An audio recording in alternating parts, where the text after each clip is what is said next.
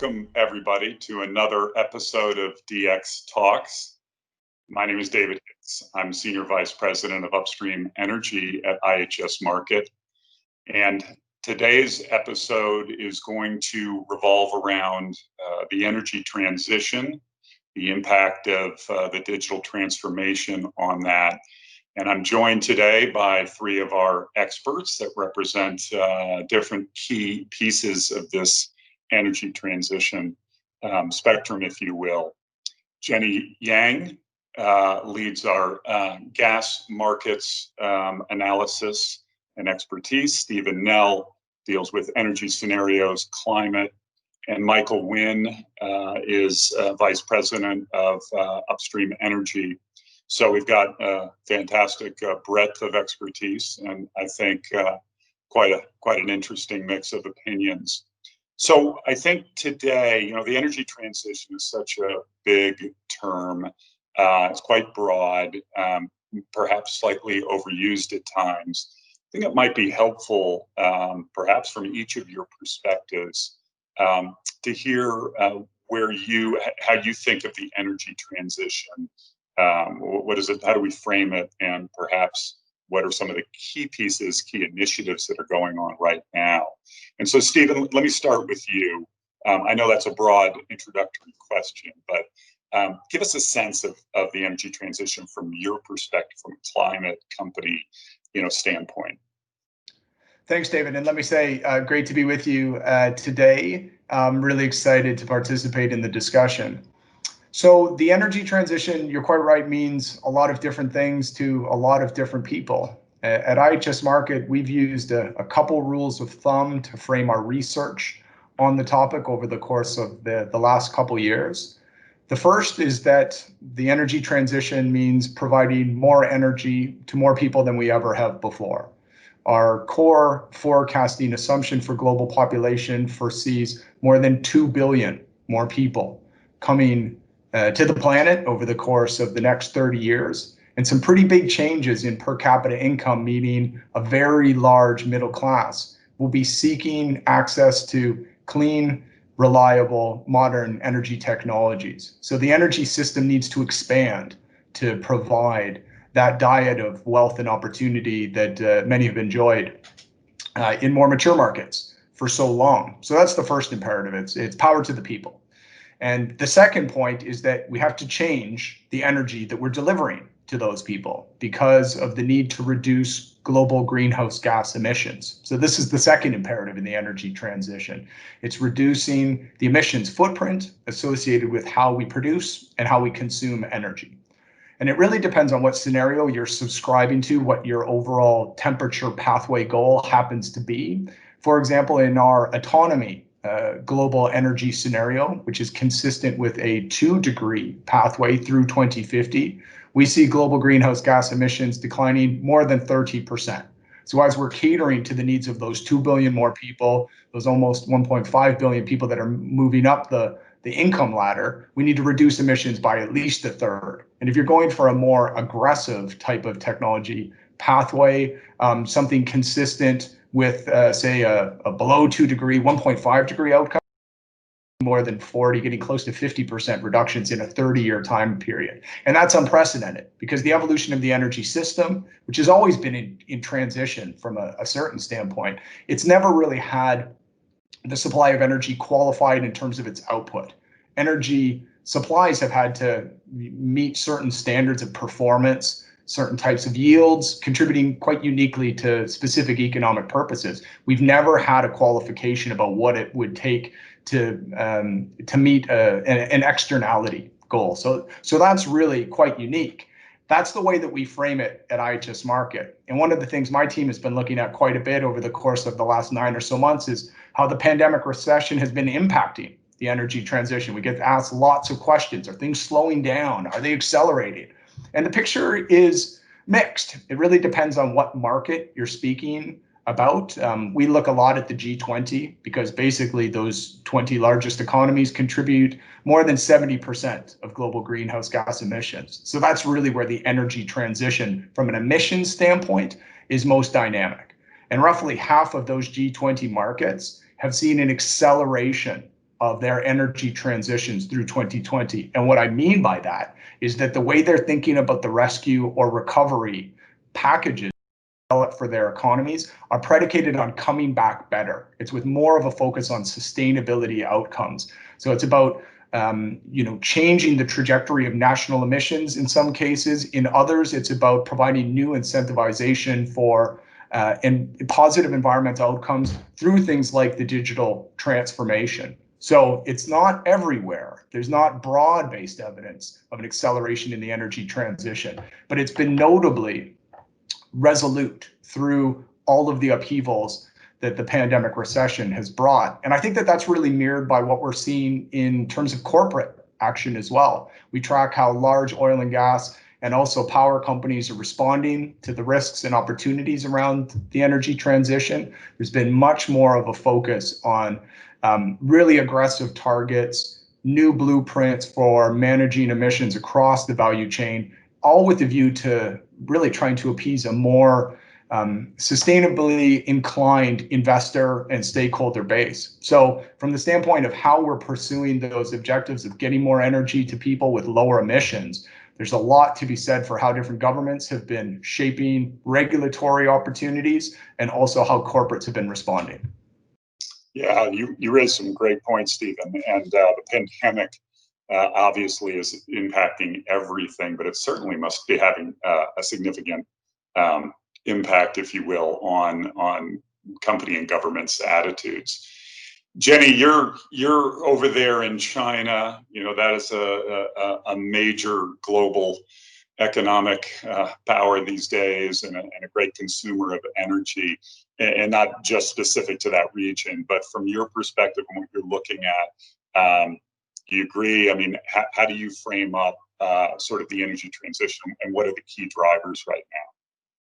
Right. Thank you, David. I think from the China market perspective, looking at the energy transition, it has been ongoing for a while. And for China, that transition has been coal diversification or diversification away from coal into other cleaner fuel. But interestingly enough, after the COVID-19 pandemic here, a part of that energy recovery plan was a more sustainable green economy development. And the peak of that development plan was President Xi pledge to strive to achieve a net zero carbon emission for China by 2060. Now, this announcement is of historic status because China by far is the largest carbon emitter of the world. Second is that Chinese energy demand is still growing very rapidly. So we're talking about decarbonization when energy demand is still growing rapidly. So it makes it extremely difficult. Now the energy transition that we're talking about here is going beyond that coal displacement. It's going to have to go to even cleaner, lower carbon fuels as an option. Gas may not even cut it in the long term. By 2060, still has carbon emission there. Now, part of the driver for China to make this type of commitment, however, goes beyond the net zero carbon. It goes with technology development. China is trying to establish itself as a technology powerhouse. So new technologies that could enable China to reach that net zero carbon goal, and along the way help develop the local economy, help develop export technologies for the rest of the world. That's a very important consideration there too. Yeah, that's fascinating. That is a historic announcement, and I'm going to put all of you back on this. I'm going to put you on the spot later when we talk about these goals that have been made public. But before we go there, Mike, so the upstream energy industry, which we know so well, has always been cyclical and a little bit tumultuous, but certainly in these past few years, for a number of reasons, we've seen even more volatility. And a big part of that is sort of what we refer to as the social voice, and what role fossil fuels really will play. From your perspective, How do you see companies, both responding and maybe a little bit about what you think, what strategies are developing in this space, which is, impacting significantly? Yeah, and it's really interesting to watch what's happening. We see upstream E&P companies on a sort of scale from those you might call business as usual, up to those who are really what they consider and promote themselves to be sort of the bleeding edge of reformation into clean, lower tech energy, high tech, clean, lower emission energy providers. That's a serious transformation going on there. But I think we need to look at what the upstream industry does bring. It does bring a huge amount, and always has done, of innovation. It trials some very aggressive technologies to deliver goals. Back in the day, those goals were around health and safety. A lot of things were done to improve health and safety, and now those are expanding to environmental. So there's an awful lot of investment, a lot of transformation. So energy transition, we accept, and there is a need to move to a much lower carbon operating setting in the early stage of this. The move to low carbon is largely embraced, and then, as you said, David, you're going to come back and put us on the spot about when we will actually get to say net zero. But in the meantime, those E&P firms, say the Vanguard, let's take the Vanguard, they are variously calling the end of exploration. And what does that actually mean? Does it mean that we are really not looking for new resources to produce anywhere in the world? Probably not quite that extreme. What it probably means is that exploration will be constrained into fewer areas where it can be done more efficiently, and it can be tied back to local infrastructure, existing infrastructure. The game then will be handling emissions. Emissions for drilling, for example, will come under the spotlight. More and more instrumentation. The service companies will have to provide some sort of established baseline for reporting the footprint for their activities. And the same will have to happen for producing assets. We may see some measure of carbon intensity introduced for the latent potential of hydrocarbon that's still in the ground, so that you can begin to pick and choose between things you probably don't want to produce and things that you could produce, and then manage the CO2 through that life cycle. And digitalization, as you're probably gathering, as I'm talking about all these things, I'm thinking of a huge amount of data that's going to be produced. I'm thinking of the pathway to the factory style of operation that the industry has been creeping towards. I think where the difficulty will come, everyone's going to walk this walk, okay? Even at the business as usual end of the spectrum, they're going to have to contend with lower prices. So it is in their interest to chase efficiencies, and efficiencies should lower emissions. The question will be, can we reach some sort of baseline where apples can be compared with apples? Can we report things that the markets, governments, and the population at large will believe and give companies credit for doing as they go through the transition?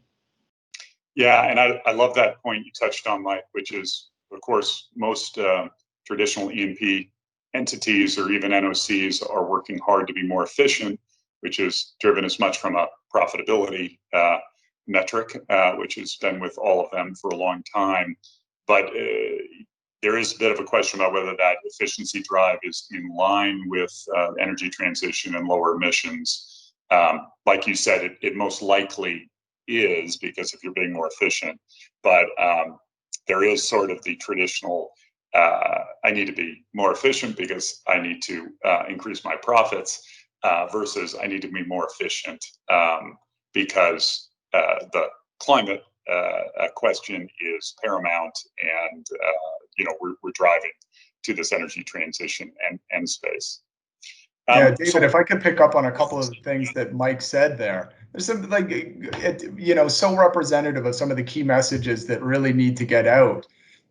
There's a big focus, for example, on the divestment movement when it comes to the oil and gas sector, and a lot of the stakeholders looking at particularly the pure E&P segment and saying, that is a little more anachronistic relative to the energy system of tomorrow. And I would say quite the contrary. Who's going to deliver, say the hydrogen economy? Who has got the engineering acumen required? It's a suite of companies that, as Mike rightly says, have been in the business of providing solutions to the needs of society from, over the course of the last roughly 150 years, right? So, you need that kind of acknowledgement of what it's going to take to deliver on what the energy transition is about.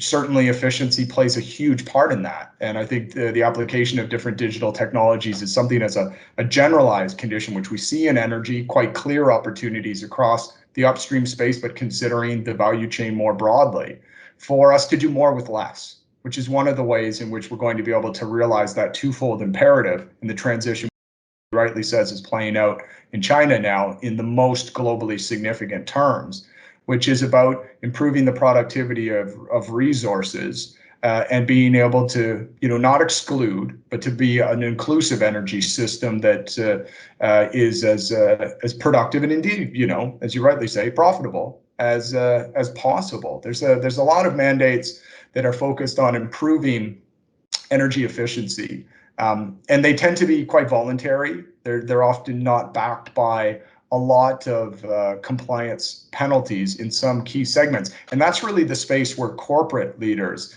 and the upstream sector in particular has always been a leader, not necessarily requiring a regulatory signal to be able to realize what cutting edge technology can do to improve the performance of a given resource.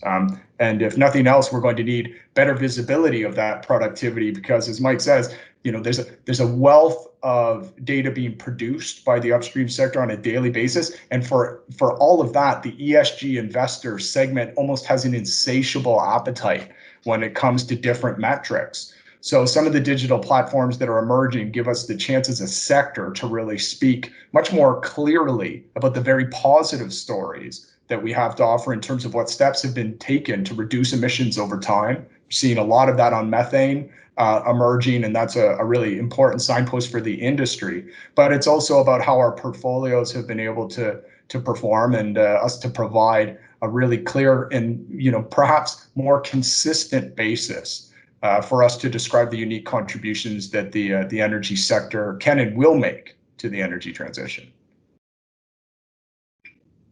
So, as I said, let's bring this to a little bit of a conclusion. I mean, we've touched on a lot of fascinating topics, but we see, well, I have sort of a twofold question here to wind this up, just to make it more complicated, because when we talk about net zero goals, we have governments, we have large corporate entities. Typically, as Jenny said, China has now got their own goal. Mine's a two-piece question, which may be a little bit difficult, but there is sort of a concept that as we move into this energy transition, it is going to impact every single person on the planet. So we hear a lot from a BP, let's say, or from a government somewhere about what they want to do, but ultimately it's going to reside with individuals that are possibly going to have to change the way they live. That could mean spend more for some period of time on power, potentially. So I'm curious about the sort of this concept of, is this being driven? You mentioned the G20, Stephen. It's going to require a global mandate, I guess, and sort of thoughts on that. But really, where I'm going, this long-winded question is, all of these goals that are coming out of countries, governments, maybe in our case, NOCs, large energy providers, and then of course the E&P space. But do we think 2030, 2060? I know this is a difficult question, but I'd like to hear from each of you, sort of in a quick way. Do you think it's realistic? Are we on the path? It's the big question. But what is your perspective, and maybe what do you think is really crucial in order for any of these goals that have been made public to really be realistic? Jenny, tell us from your perspective. I would say there are four main things, particularly for China, achieve that net zero carbon pledge. One is energy efficiency. Two is electrification. Three is renewable development, things that we already knew, things that we are already doing, but we need to accelerate that pathway of development. And the fourth one is new technology, new low carbon technologies that we are just barely scratching the surface. So those are the four things that I think will be very important for China to achieve that goal. And again, this is where this particular market is a very much a top-down policy, top-down approach. But yes, for companies to be able to survive and thrive in this new direction, this new environment, you better fit in. Great.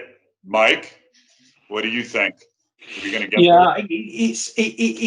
It has to, well, through one lens, David, it has to be a truly global effort, because if you don't do it globally, then a handful of countries will do some seriously heavy lifting, only then to be offset by developing countries who become quite polluting as they develop.